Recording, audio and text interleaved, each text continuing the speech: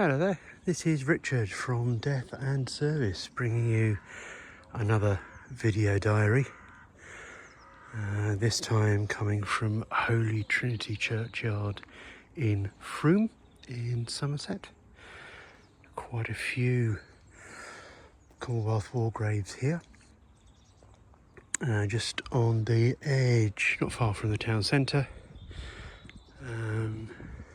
tucked away at the end of the road, and you wouldn't really know that it was here, so quite peaceful and tranquil as a result.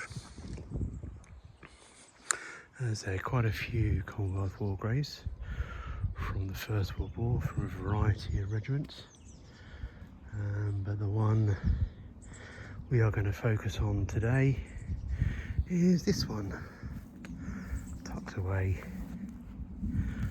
up a bit of a slope.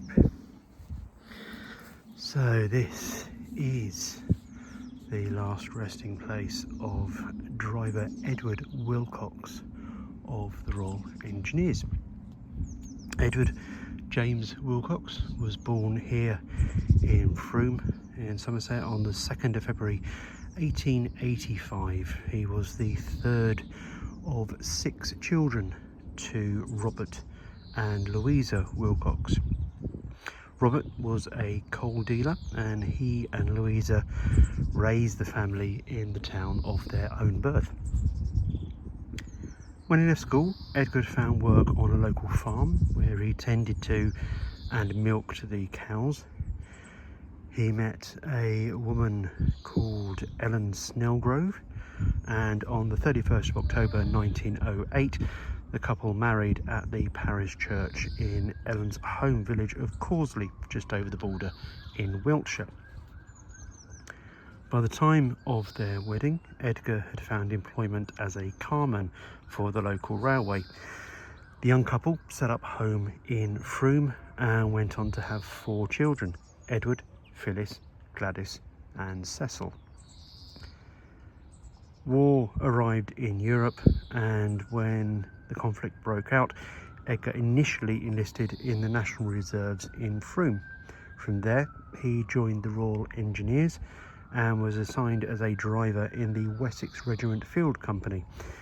In his new regiment, he was based first in Taunton, but soon moved to the East Coast.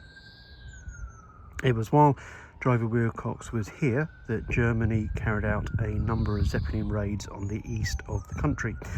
One of these raids, in the spring of 1916, proved too much for Edgar, and he suffered a nervous breakdown. He was brought back to Somerset for treatment and was admitted to a hospital in Bath.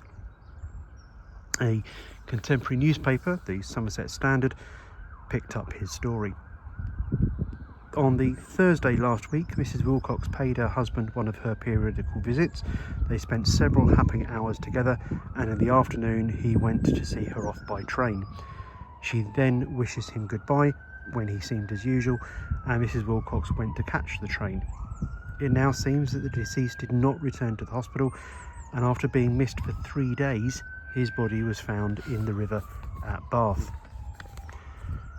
Driver Wilcox had taken his own life on the 27th of July 1916. He was 31 years of age. An inquest was held and the verdict of drowned was reached. Edgar James Wilcox's body was brought back to Frome.